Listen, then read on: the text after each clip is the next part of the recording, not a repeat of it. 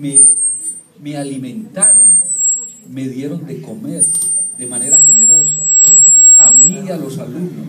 Y la comida, y en cada comida era, el examen final se presentaba en medio de los almuerzos con el profesor Barrientos. Entonces, fíjense, los maestros aparecen en mí con dos símbolos, el de la alimentación y el de siempre un libro. Barrientos me regaló, el profesor Barrientos al final, ¿cierto? Me regaló una edición de Aguilar hermosa de Lope de Vega. Y no salió ningún alumno que no saliera con el libro. Y con una cosa muy importante que ahora que releo a Borges una y otra vez, veo la importancia que Borges le da a lo que llama él las inscripciones y los prólogos.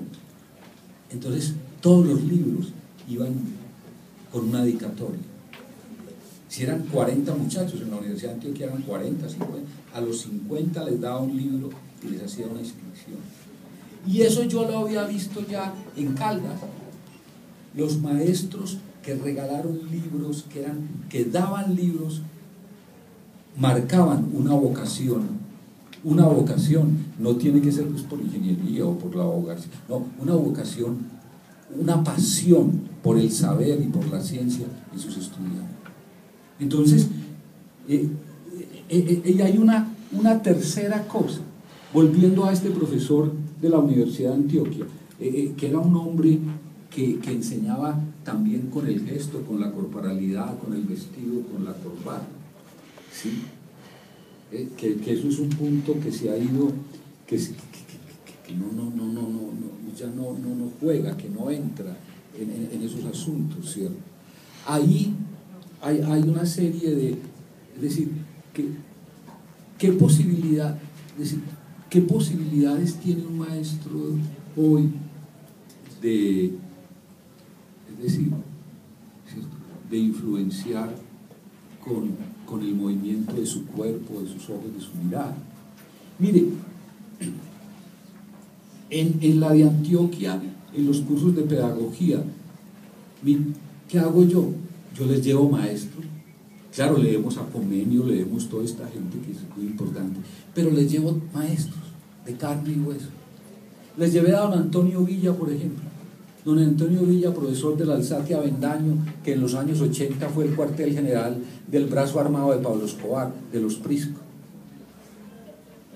Y don Octavio Villa era un hombre pequeñito, de corbatica, que esos 1500 muchachos los manejaba con su voz, sin micrófono, sin nada.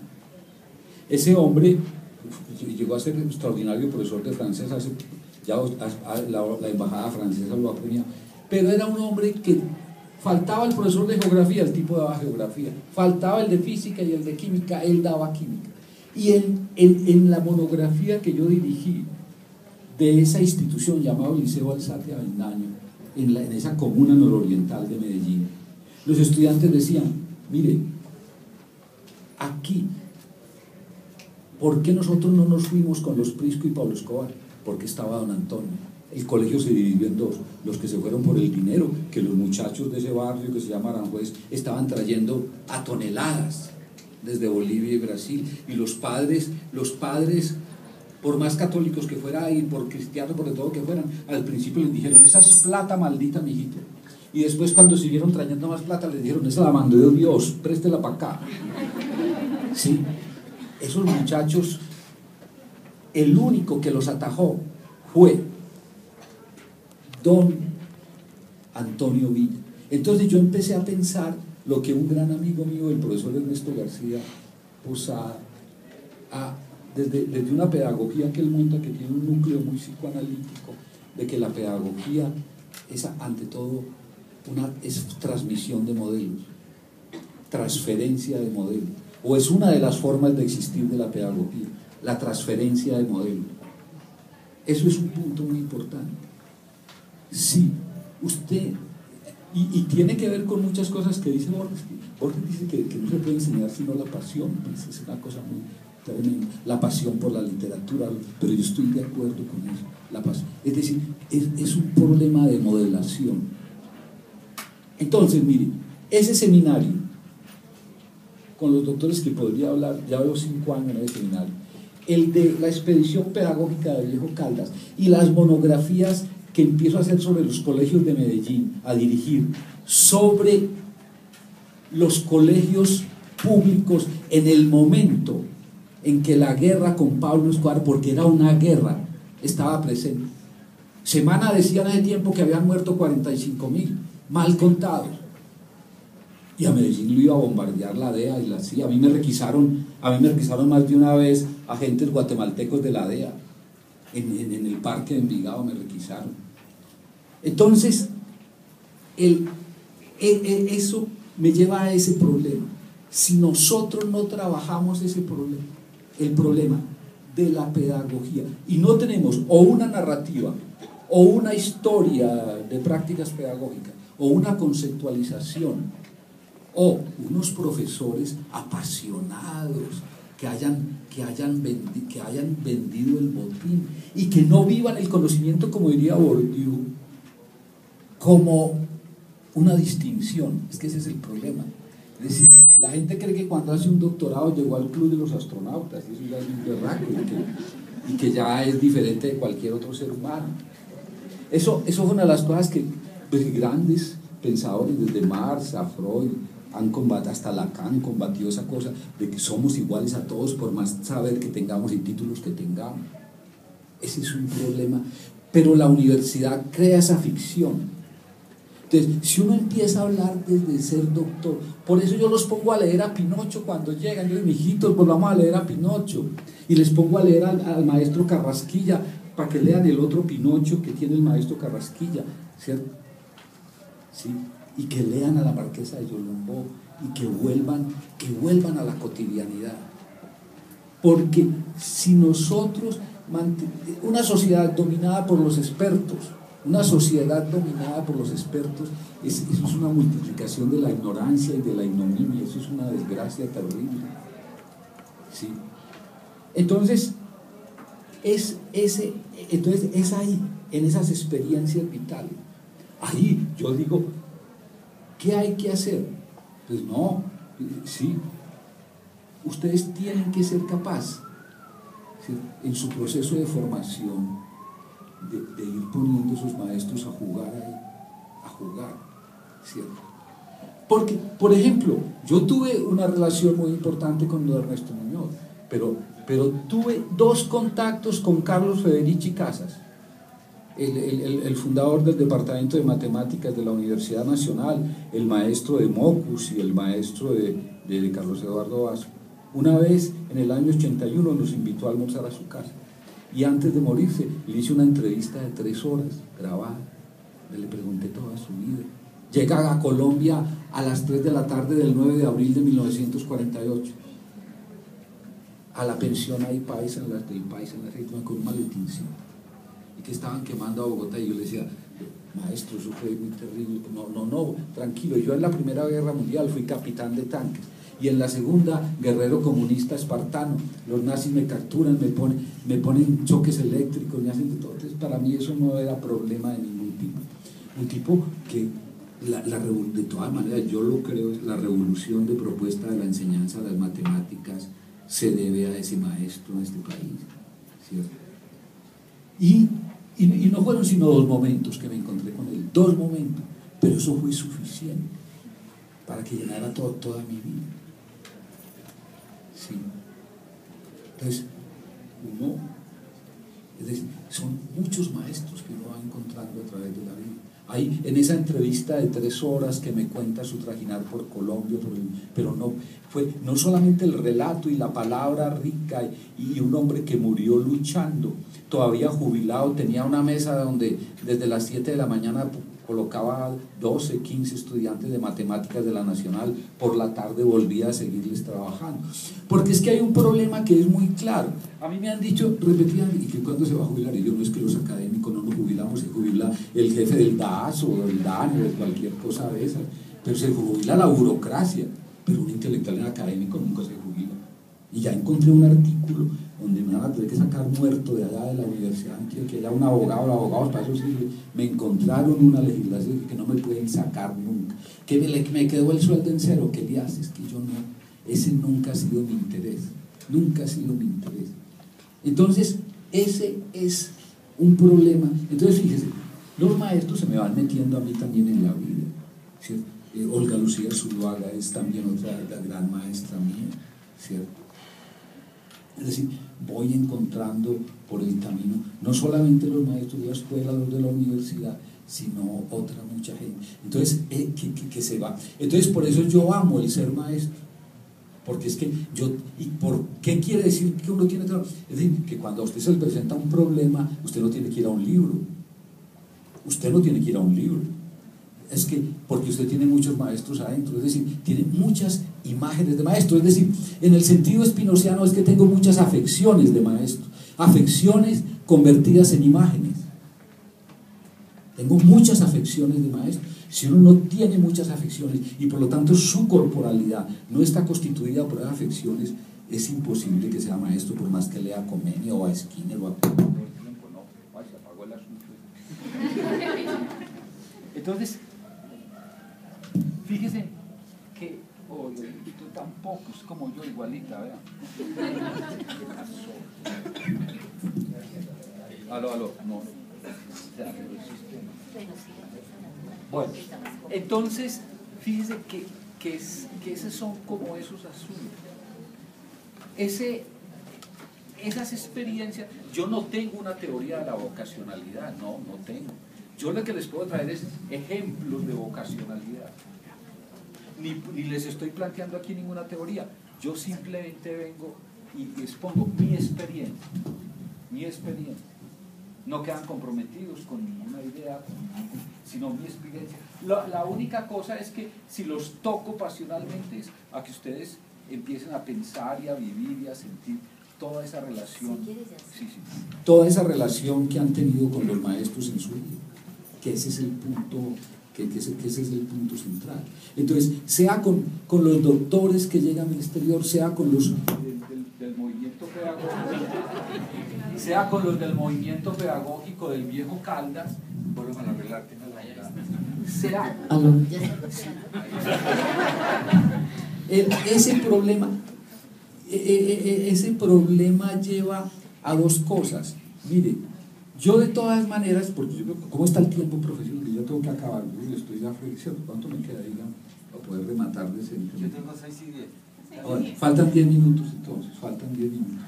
Entonces, podemos concluir así después de esto, yo puedo ser un profesor después de haber sido el profesor sádico que rajaba a todo el mundo. He pasado por todas las fases de profesor. Puedo llegar a ser un profesor que creo que lo importante es las imágenes que yo me llevo de mis alumnos y lo que ellos se llevan de mí.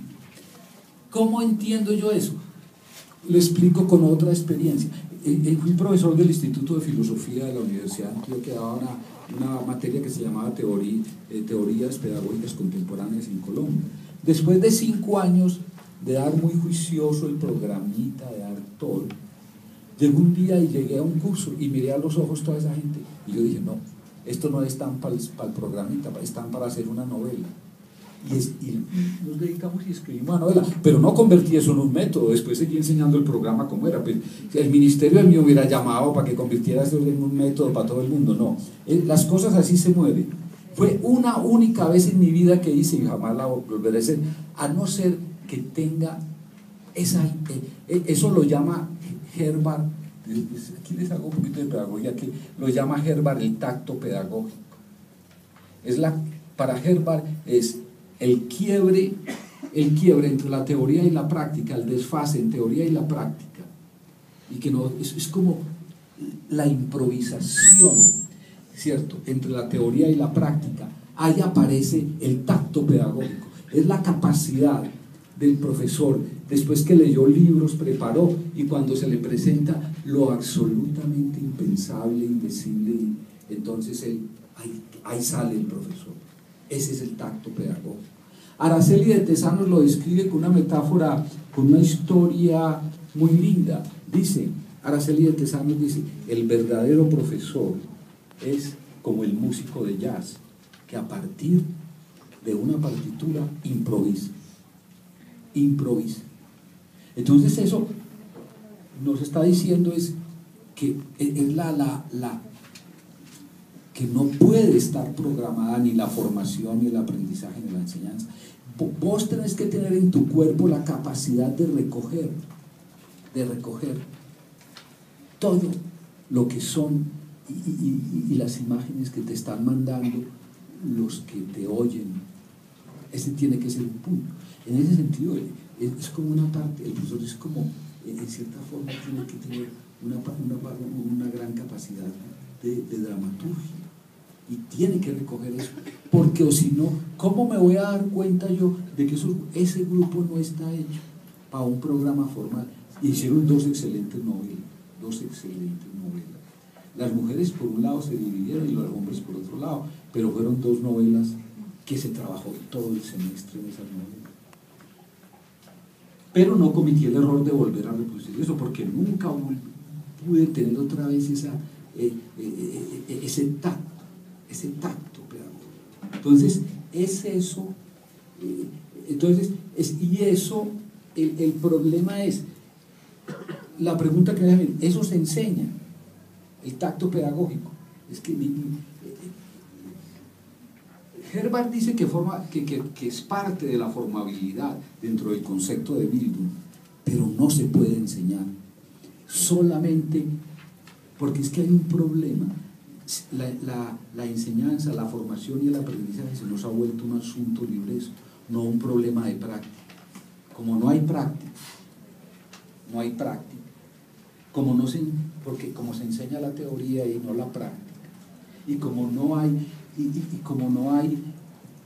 la inserción en la sociedad, en la vida, como el decano apuntaba, la decisión entre teoría y práctica que el señor decano señalaba, y las decisiones entre el investigador y el maestro, entre la sociedad y la escuela, los estudiantes deberían estar formados en esas fisuras.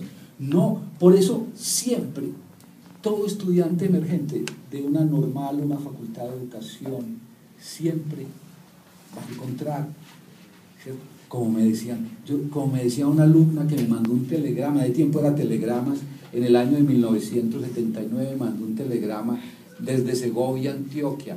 Profesor Echeverry, ¿cómo está? ¿Cómo me le va? Mire pues cómo está el asunto. Tengo 50 internados aquí, ¿qué hago con ellos? Y yo le dije, mijita, levante la gama, acuéstese con todos. ¿Qué más iba a hacer? Era la única forma decente de salir del problema.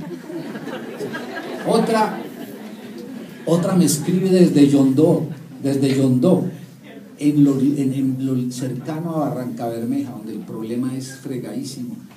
La guerrilla estaba en el tiempo, eso se iba a tomar todo eso. Entonces me dice, profesor, vea, lo que me enseñaron allá no me ha servido nada. Imagínense aquí en la escuela el comandante del batallón me obliga a meter en la escuela con niños de 5 años, muchachos de 12, de 13, 14, de 20, de 50, de 30, todo el pueblo me lo tiene aquí metido para que no se vaya para la guerrilla. ¿Qué hago?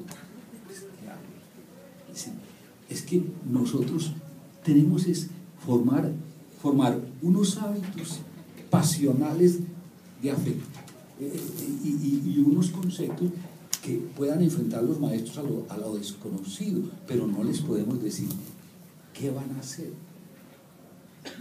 Pues es que como los entrenamos siempre con fórmulas ya hechas, entonces cuando nos encontramos ante lo imprevisible, lo impredecible, lo desconocido, es decir, la vida, no se puede hacer absolutamente nada. La sorpresa, quedan atónitos, se dan cuenta de que los engañamos. Profesor Echeverry, por Dios, que no hizo nada todo el tiempo allá echando carreta, hablando de Carrasquilla y parándose en la cabeza y las cosas que hizo. Entonces eso es un problema grave. Entonces ese es el punto. Entonces dejemos ahí en el punto donde yo les digo, el problema es cómo no seguir formando maestros en una formalidad que no existe, en una normalidad que no existe, y cómo formarlos en esas grandes fisuras, dramas y dilemas que tiene nuestra sociedad. Es ahí. El día que se puedan, pues, y hasta hay que cambiar el término, cómo se forman ellos mismos y cómo nosotros dejamos de ser los que somos, los maestros, en ese proceso. Ese sería el punto. Bueno, pues ahora siguen pues las preguntas. Muchas gracias. Hasta ahí llegó pues este asunto.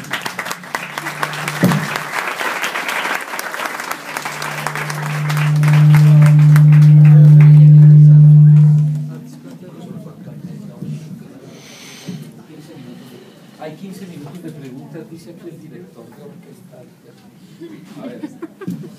Bueno.